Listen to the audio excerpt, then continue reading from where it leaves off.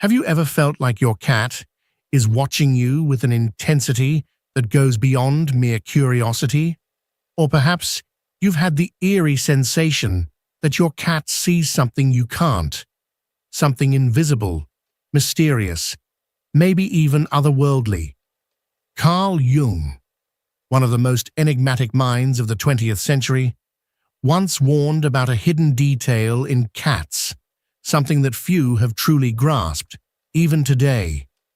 What Jung had to say about these animals could radically change not only the way you see them, but also the way you understand the invisible forces shaping your psyche and the vast, often misunderstood realm of the collective unconscious. And yes, what you're about to discover may leave you deeply surprised. I invite you to stay with me until the very end, because I'm going to reveal 3 hidden symbols that, according to Jung, suggest that a cat is far more than a simple pet. Instead, it may be a living manifestation of something profoundly spiritual and psychological in your life. The story begins with one of Jung's young patients, who came to him with a disturbing confession. For several weeks, he had been dreaming every single night of a black cat that stared at him from a corner of his room. The cat never moved. It didn't attack or speak. It simply gazed at him night after night, as if it knew something the young man himself could not comprehend. Most people might dismiss such a dream as a strange coincidence or a meaningless product of imagination. But Jung did no such thing. Instead, he fell silent, thoughtful, and then replied with a sentence the young man would never forget. Animals in dreams, especially cats, are living symbols. They represent what we have repressed. They embody our shadow. To Jung, nothing in the unconscious was meaningless. Every image, every creature that surfaced in our dreams held a message, a purpose. And when a symbol, as powerful as the cat appeared, it was not by chance. It was the unconscious trying to speak, trying to warn, to illuminate something buried beneath layers of reason, trauma, or denied emotion.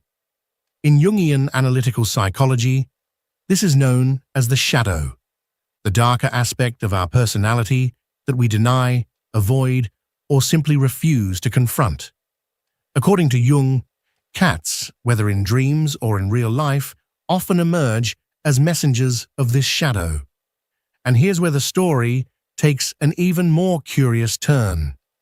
After that therapy session, not only did the patient stop dreaming about the cat, but he began to notice real cats appearing all around him, in the street, on rooftops, in his yard, outside his window. Jung explained that this was no coincidence. When the unconscious isn't acknowledged internally, it begins to express itself externally. And the cat, with its timeless symbolism of mystery, stealth, independence, and its innate connection to the unseen, becomes one of the most powerful mediums through which the unconscious communicates. From that case onward, Jung began to develop an even deeper vision of the cat's symbolism in human life. He came to believe that cats weren't merely domestic animals. They were archetypal representations of the unconscious, a kind of silent presence that, like dreams, confronted us with what we refuse to see. Perhaps if a cat has ever stared at you without any apparent reason, what you were truly experiencing wasn't just its gaze, but your own, reflected back at you through one of the oldest and most silent mirrors of all, your shadow. To Carl Jung, cats were never simply decorative creatures or household companions. In his profoundly symbolic view of the world, they were living manifestations of ancient archetypes, timeless figures that dwell in the deepest layers of the collective unconscious. From the rituals of ancient civilizations to the dreams of his modern patients, the cat appeared again and again, not just as an animal, but as a loaded symbol, a silent messenger echoing through centuries. Jung understood that archetypes, these primordial images we all share as a species, manifest themselves in universal symbols, and among them, the cat held a particularly enigmatic place. In ancient Egypt, it was worshipped as a spiritual guardian and a sacred being. During the Middle Ages, it was feared, associated with witches and the occult. In Eastern cultures, it was seen as a protector of the soul and the home. According to Jung, these cultural variations weren't random. They were reflections of a deeper psychological truth. The cat represents what cannot be tamed, the mysterious force that watches from the shadows, the parts of reality that lie beyond our conscious control. Jung believed that whenever an archetype appears in our lives, whether through a dream, a synchronicity, or even the sudden and inexplicable presence of an animal, we must pay attention. The cat, in that sense, is not just a creature. It is a symbol pointing toward a part of ourselves that longs to be integrated. It might be our forgotten intuition, the sensitivity we've been taught to repress, or the sacred connection to mystery that modern life has taught us to ignore. In his writings, Jung once said, "Where there is a cat, there is a threshold between worlds, between what we can see and what lies hidden, between the conscious mind and the unconscious." The cat does not enter your life by accident, he warned. It arrives as a messenger of the unsaid, a guardian of the unresolved. Its unpredictable behavior, its ability to see in darkness, its apparent indifference, yet undeniable presence. These are all traits that mirror the complexity of the human soul. This is precisely why Jung was never surprised when, during times of existential crisis or profound inner transformation, people began noticing cats more frequently in their lives. For him, this was a clear sign that the unconscious had begun to speak, not with words, not with logic, but with symbols. And few symbols, Jung said, are as powerful, as ancient, and as revealing as the gaze of a cat, watching you silently as if it knows something you have yet to remember. Carl Jung was far from an ordinary scientist. While many in his field focused solely on what could be measured, dissected, and proven, Jung ventured into the deepest corners of the human soul. For him, the soul held as many mysteries as the vast universe, and within those mysteries were symbols, living, breathing keys to understanding the psyche. These symbols appeared in dreams, in synchronous moments, and even in everyday interactions with animals. Among those animals, cats held a particularly intriguing significance. Throughout his life, Jung shared haunting and profound reflections on these enigmatic creatures. Through decades of study, clinical observation, and symbolic interpretation, Jung arrived at three key revelations about cats, insights that would not only challenge conventional thinking, but also transform the way many perceive these animals. His first revelation was that the cat embodies what he called the active shadow. This is the side of ourselves we tend to suppress or deny, the fears we try to forget, the guilt we bury deep within, the traumas that haunt us silently, and the forbidden desires we are too ashamed to confront. According to Jung, cats do not merely represent this shadow in our dreams, they can actually mirror it in real life. He noted that a cat's presence during emotionally turbulent moments might not be coincidental at all. When a cat enters a room during times of emotional chaos or behaves strangely in specific areas of a home, it may be signaling something deeper, an unacknowledged part of our psyche that is surfacing and asking to be recognized. There are countless accounts from patients who reported that their cat would approach them only during moments of severe anxiety or sadness, almost as if drawn by an invisible thread. Jung interpreted these moments not as random, but as symbolic expressions of the shadow-seeking integration. The cat, unlike the human, does not run from the darkness. It stares straight into it, fearless and unwavering. Jung's second revelation about cats is equally fascinating. He believed that the cat functions as a living channel of deep intuition. While humans are often lost in thought, buried under responsibilities, and governed by the ego, cats remain tethered to something far more primal and essential. Jung described animals, especially cats, as beings who exist in a state of purer consciousness because they are not ruled by the fragmented self-image that dominates human awareness. And in the case of cats, this pure consciousness is especially sensitive, almost otherworldly. When a cat silently enters a room and fixates on an empty corner, Jung suggested it wasn't staring into nothingness. Rather, it was perceiving something beyond the grasp of rational understanding, something invisible to the human eye but present on a symbolic or energetic level. For him, cats were like spiritual antennas. They detect subtle shifts in the environment, emotional undercurrents, and symbolic presences that elude our ordinary senses. Their reactions come from a place beyond logic, deeply instinctive, rooted in the collective unconscious. In essence, when your cat behaves strangely, don't dismiss it. It may be sensing something your conscious mind has not yet caught up with.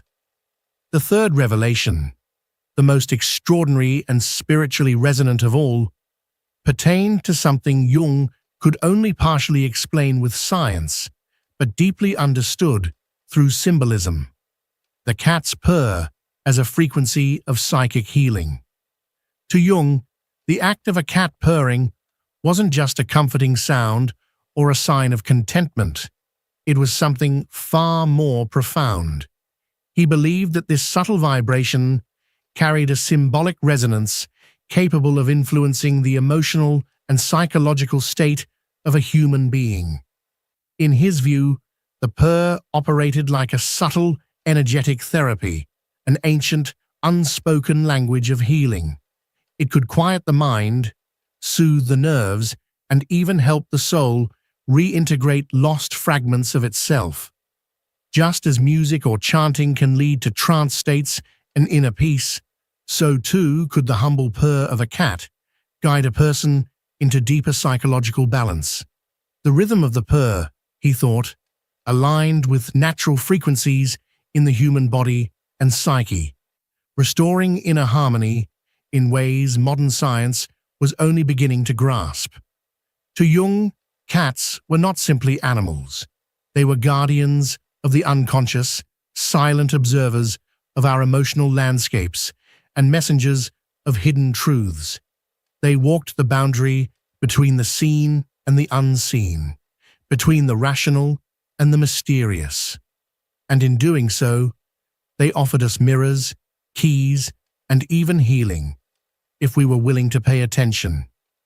Jung believed that certain soft, repetitive sounds could act as bridges between the mind and the soul. Tibetan chants, shamanic drumming, and even mantras, in his view, were not just auditory experiences, but profound vibrations capable of restoring inner balance. To him, sound wasn't merely a physical phenomenon, it was a carrier of energy that reached deeper layers of consciousness. Within this context, the purring of a cat, a steady hum emitted when it's relaxed, at peace, or near someone in pain, was far more than a sign of contentment. It was a healing frequency, a sacred resonance that could subtly harmonize the emotional field of anyone who listened with openness and sensitivity. Today, science is beginning to explore these ancient intuitions, discovering that the frequency of a cat's purr typically ranges between 25 and 150 Hz, a range that has been shown to aid in the regeneration of tissues and the reduction of stress. This modern confirmation of ancient knowledge didn't surprise Jung. Long before these discoveries, he had already sensed the spiritual essence behind this phenomenon. For him, the purr was like a silent prayer, a vibration that originated not from the cat's body, but from its soul. It was a frequency that bypassed logic and reason, speaking directly to the hidden layers of the psyche, to the very depths of the human spirit. Carl Jung saw three fundamental revelations embodied in cats. They served as shadows, intuitive channels, and spiritual healers. Their presence was not something casual or mundane, but a meaningful encounter with something greater. For him, every cat that entered a person's life was a living symbol of the mystery that resides within each of us, a silent mirror that guides, confronts, and sometimes even heals us. Their appearance, far from being mere coincidence, was a form of dialogue between the visible and the invisible, a quiet invitation to self-exploration and introspection. Perhaps this is why, when a cat stares at you from a dark corner in complete silence, it is not looking at what's in front of you. It is seeing something within you. For Carl Jung, knowledge was meaningless unless it could be lived. Symbolic revelations, no matter how profound, had to be integrated into daily life. And animals, especially cats, were not exceptions to this principle. In Jung's vision, the symbolic dimension of life was not just a philosophical idea, but a path to personal transformation. Everything had meaning, and every encounter had the potential to reveal hidden aspects of the soul. If these feline creatures truly embody aspects of our shadow, channel deep intuitions, and emit healing vibrations, then their presence in our homes should not be taken lightly. Jung didn't offer rigid rules, but gentle invitations, ways of seeing more consciously, of interacting with the symbolic richness of life through our relationship with cats. He believed that by paying attention, by engaging with these moments with awareness, we could deepen our connection to the unconscious and accelerate the process of individuation, the journey of becoming whole. One of Jung's first practical suggestions was to observe the cat as a living projection of the unconscious. In analytical psychology, everything that surrounds us can mirror internal processes. Just as dreams reveal what we feel without realizing it, the behavior of a cat can be a symbolic expression of our emotional, mental, or spiritual state. If your cat consistently avoids certain rooms in your home, shows sudden discomfort in specific moments, or chooses to sit quietly beside you during times of crisis, it might be sensing energies or emotional undercurrents that you haven't yet acknowledged. Jung emphasized that such observations were not meant to provoke paranoia, but rather awareness. The cat becomes a subtle mirror of the unseen, a barometer of the invisible. It reflects what lies beneath the surface, what we often avoid confronting in ourselves. A second practical recommendation was to keep a symbolic behavior journal. Just as Jung encouraged his patients to maintain dream journals, he also saw the value in recording coincidences, sensations, and patterns associated with animals, particularly during pivotal moments in life. If you are going through a period of grief, anxiety, or personal transformation, and your cat begins to behave unusually, this may hold significant meaning. Jung advised writing down these occurrences, correlating them with internal emotions or major life decisions. Over time, such records may reveal patterns and connections between the outer world and your inner landscape, patterns that were previously invisible but now illuminate the intricate dialogue between soul and experience. The third, and perhaps most important suggestion from Jung was to treat the cat with symbolic respect, not merely as a pet, but as a companion on the journey toward individuation. Individuation, for Jung, was the path to becoming a complete self, the integration of all parts of the psyche, including those that we ignore or suppress. If the cat represents our shadow, our intuition, and our healing capacity, then honoring its presence is also a way of honoring those hidden parts of ourselves. To caress a cat with awareness, to allow it to approach when it feels the need, to respect its choice of where to sleep, and to express gratitude for its companionship during times of sadness. All these simple actions can become spiritual rituals, acts of inner integration. Jung believed that honoring symbols activates their transformative power. When we dismiss the symbolic, we reduce it to triviality and close ourselves off to its messages. But when we approach it with reverence, we awaken its capacity to teach and to heal. This is why Jung advised seeing the cat not as just another animal sharing our home, but as a figure charged with archetypal wisdom, a silent guardian who, if treated with respect, can reveal far more than we might expect. And perhaps, after absorbing all this, you may begin to look at your cat differently, because according to Jung, nothing that appears external is truly external. Everything is a reflection of the soul, reaching out to remind you of who you are, even if that reminder comes through the mysterious gaze of a feline silently watching you from the shadows. For Carl Jung, nothing that happens in our lives is ever truly random.